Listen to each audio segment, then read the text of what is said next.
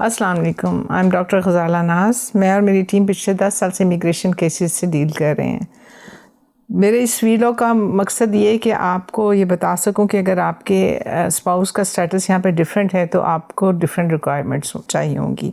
अगर आपका spouse Norwegian national है या परमानेंट रेजिडेंट ऑफ नेशनल है तो उसके लिए डिफरेंट रिक्वायरमेंट्स हैं। अगर आपका स्पाउस स्टूडेंट वीज़ा पे है तो डिफरेंट रिक्वायरमेंट्स हैं, और अगर आपका स्पाउस वर्क परमिट पे है तो उसके लिए डिफरेंट रिक्वायरमेंट्स हैं। अब बात करते हैं नॉर्वेजियन नेशनल या परमानेंट रेजिडेंट ऑफ नॉर्वे। उसके लिए जो आपका स्पाउस है उसको चाहिए होगा कि वो आपको इनकम 4,16,500 प्रोवाइड कर सके, और प्लस ये कि उस अकोमोडेशन हो। आपके लिए FRC, आपका पासपोर्ट, आपका ID कार्ड, आपका निकाहनामा और FRC चाहिए होगा आपको। उसके अलावा हेल्थ सर्टिफिकेट चाहिए होगा। हेल्थ सर्टिफिकेट कंपल्सरी नहीं होता, लेकिन हेल्थ सर्टिफिकेट के लिए अगर आप फ़ंड्स शो कर सकें तो वो काफ़ी होता है, लेकिन वो फ़ंड्स शो करना मुश्किल काम है। इसलिए बेहतर यही कि आप एक्सटेंसिव हेल्थ इंश्योरेंस लें ताकि कोई एतराज़ ना हो यहाँ पे इमिग्रेशन अथॉरिटीज़ को जब आप अप्लाई करें। तो आपका हस्बैंड, मैंने बता दिया कि अगर परमानेंट रेजिडेंट है तो उसकी क्या रिक्वायरमेंट्स हैं। उसमें भी डिफरेंट कैटेगरीज़ हैं, वो मैं बाद में बात करूँगी। अब अगर आपका स्पाउस जो है वो स्टूडेंट वीज़ा पे है तो उसके लिए आपको इन चीज़ों के अलावा उसका अपना स्टेटस, क्योंकि किस तरह से स्टूडेंट वीज़ा पे आया है, और उसकी यूनिवर्सिटी के क्रीडेंशियल्स चाहिए होंगे, प्लस उसको शो करना होगा कि वो 4,16,500 आपके लिए इनकम है उसकी। अगर फ़र्ज़ करें वो लोन ले रहा है स्टेट से, जो कि कम होता है, 1 लाख या 1.5 लाख का लोन ले रहा है, तो उसको पार्ट टाइम वर्क करके उसको इनकम अपनी 4,16,000 करनी होगी। और वही आपको सारे फॉर्म्स फिल करने होंगे जैसे पहले करने थे, कि उसके साथ जो रिलेशनशिप है उसको शो करेंगे। इसके अलावा आप बहुत सारे फॉर्म्स और फिल करेंगे, डिक्लेरेशन ऑफ मैरिज, इस तरह के फॉर्म्स।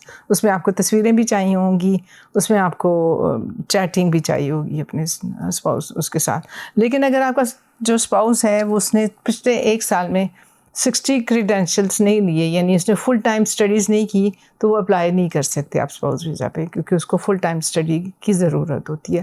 और प्लस उसके पास 1 साल होना चाहिए, जब वो आपको बुलाए तो 1 साल की स्टडीज़ होनी चाहिए।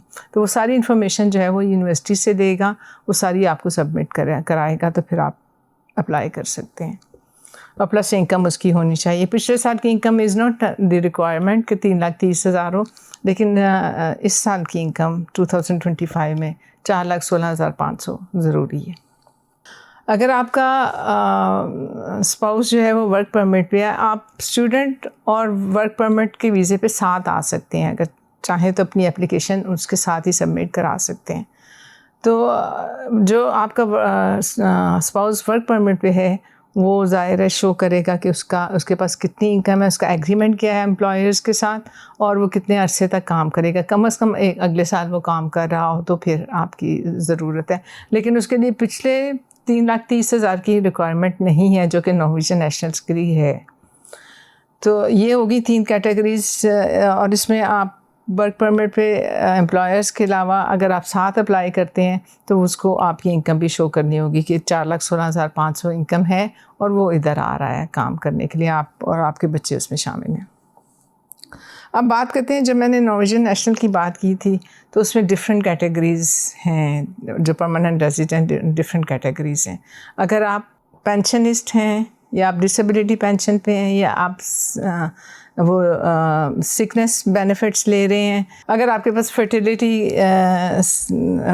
मनी आ रही है, फर्टिलिटी पीरियड के दरमियान जो आपको पैसे मिलते हैं, अगर वो मिल रहे हैं, ये सब शामिल हैं। इसमें आपकी डिमांड्स हैं वो डिफरेंट हैं, आपकी रिक्वायरमेंट्स डिफरेंट हैं, या स्पाउस की रिक्वायरमेंट्स इंडीड डिफरेंट हैं।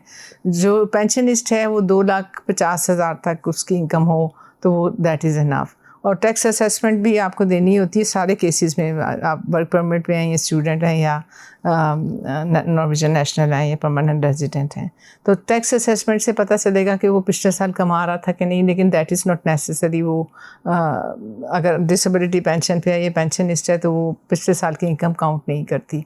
सिकनेस बेनिफिट्स में अलबत्ता आप सिकनेस बेनिफिट्स पे हैं तो पिछले साल की इनकम काउंट करती है कि आपने टैक्स में क्या पैसे शो किए थे, टैक्स रिटर्न्स क्या हैं, आपके असेसमेंट क्या है।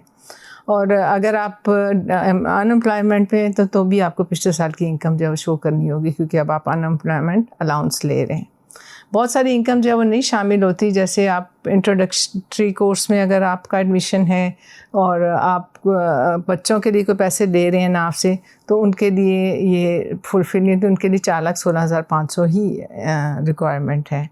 तो अगर आपको ये सारी इन्फॉर्मेशन डिटेल में चाहिए और या आपको अप्लाई करना है, तो आप अथॉरिटीज़ के वेबसाइट पे देख सकती हैं, लेकिन मैं रिकमेंड करूँगी कि आप किसी एक्सपर्ट से ये केस अपना डील करवाएं, ताकि वो आपको बता सके कि आप कहाँ पे वैलिड हैं, आपकी क्या रिक्वायरमेंट्स हैं।